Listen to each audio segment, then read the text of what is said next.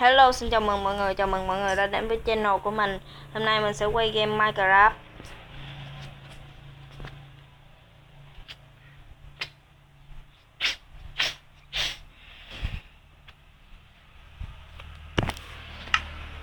Steve quay game Minecraft. Building test run.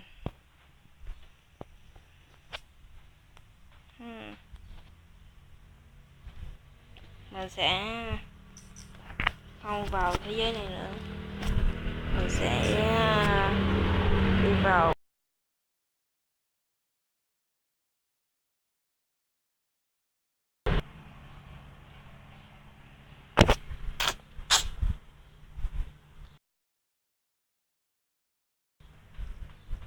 Nasty server mật khẩu.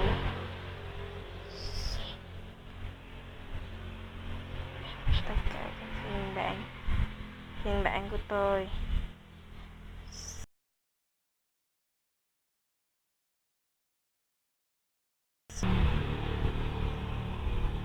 Bắt đầu chơi nha mấy bạn.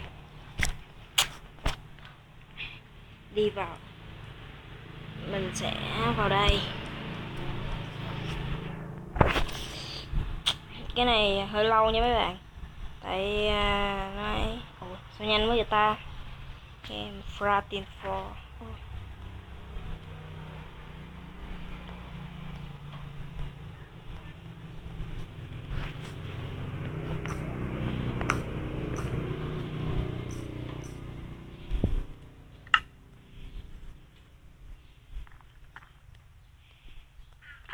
Đây mấy bạn, những người chơi khác thì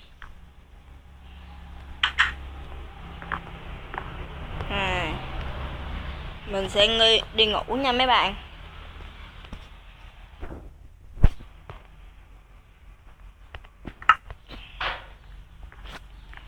Nếu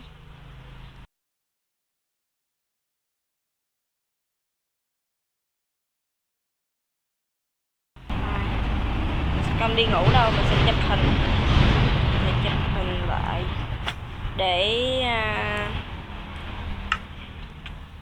để có mà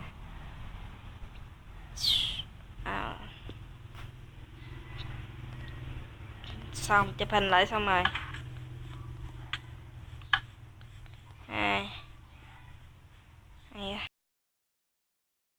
mọi người đều tập trung dưới hết rồi.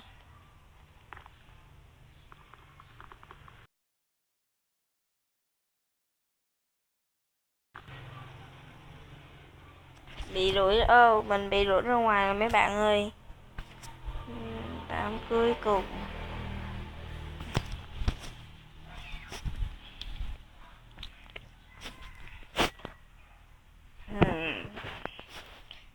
Để mình xem trong đây có cái gì hay nè.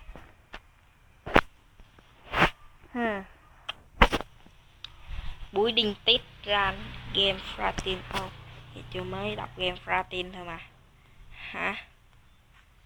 Chào.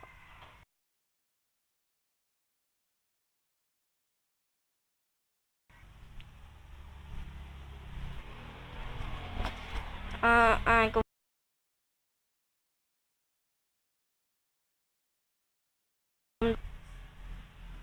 ai muốn chấp chứa mình vào hết.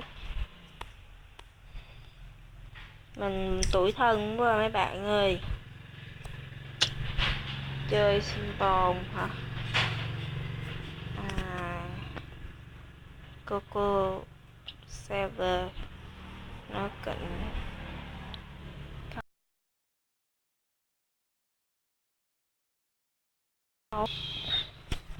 rồi vô bắt đầu trò chơi.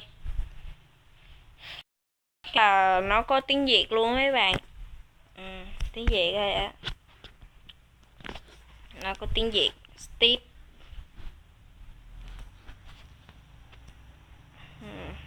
Locatin server game Fratin 4 Locatin server building test run game Fratin 4 building test rounds.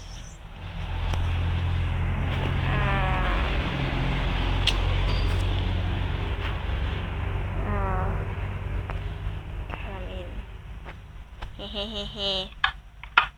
Oh, ai bấm gì? Cái gì đó mình không hiểu nữa. Thôi kệ đi, dù gì thì cũng vậy thôi. Bị mấy chủ đuổi ra ngoài rồi mấy bạn ơi, bị mấy chủ đuổi ra ngoài.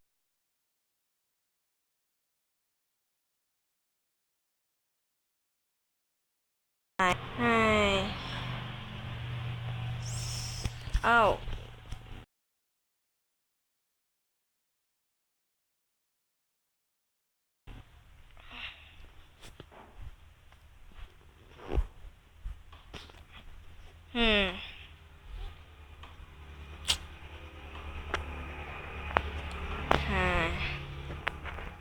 Game Fratin for building Terran.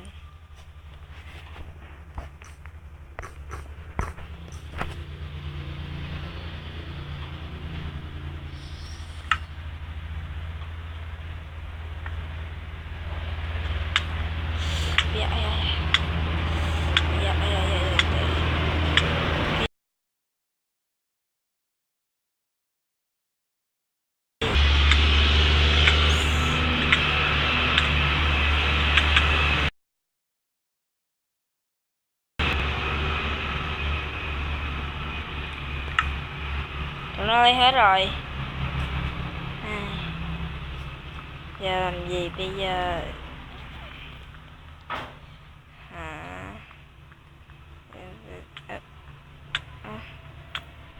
Thì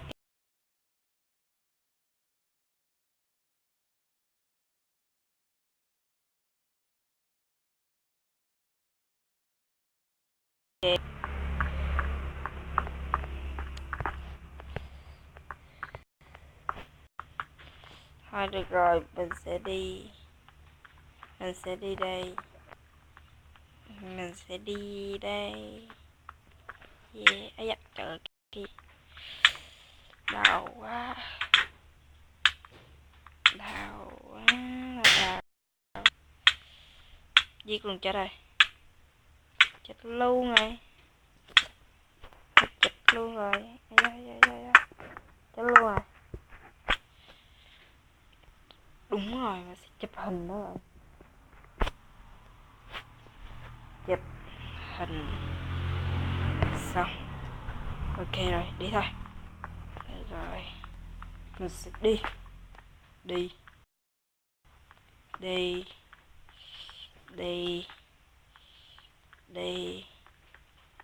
Wow. Ây da. Ui da. Ây da.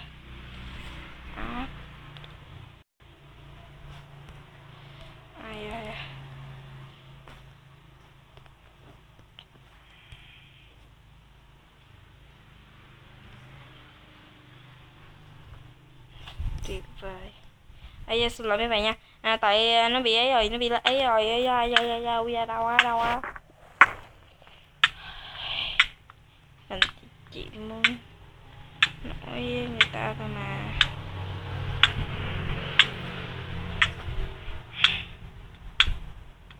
Đứng yên cứ đứng yên như vậy thì nó không làm gì mà nữa. Đứng yên.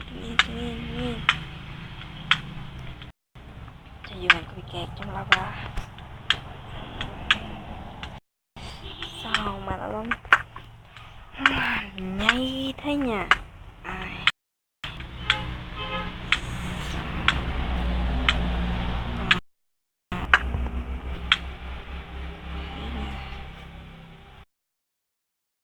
Còn coi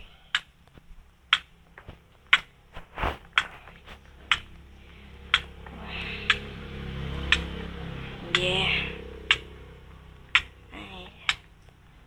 Sao mà nó đau? Ui da, ai da, ui da, ai da, ui da, ai da, ui da, ai da, ui da, ai da, ui da, ai da, ui da, ui da, ai da, ai da, ui da, ai da, ui da, ai da.